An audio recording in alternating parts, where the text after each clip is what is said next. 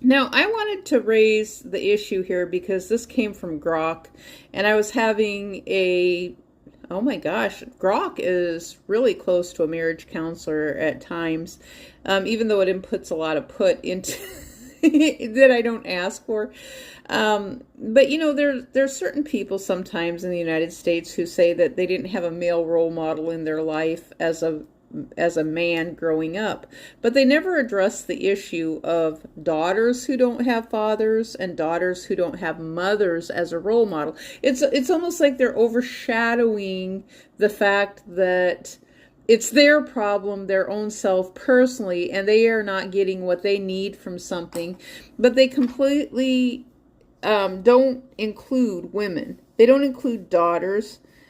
And, for a daughter, but then they want to raise their kids on their own, which might include a daughter every once in a while. And so, there's, my gosh, unfortunately, there are women, daughters, and sons who have had to go through life without a father and without a mother.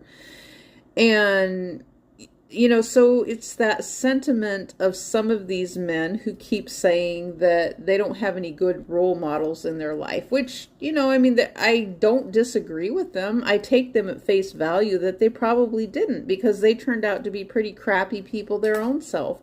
And it's like, well, why do you need someone else to be your role model? Because you can take the initiative on your own. You can do it outside of God. You don't have to. I'm not knocking anybody's faith, but I think that religion, that's just my opinion, fractures the spirit of make-believe and reality, because religion focuses on something else that is not real and that cannot be proven. I mean, because we can't prove what happens after death.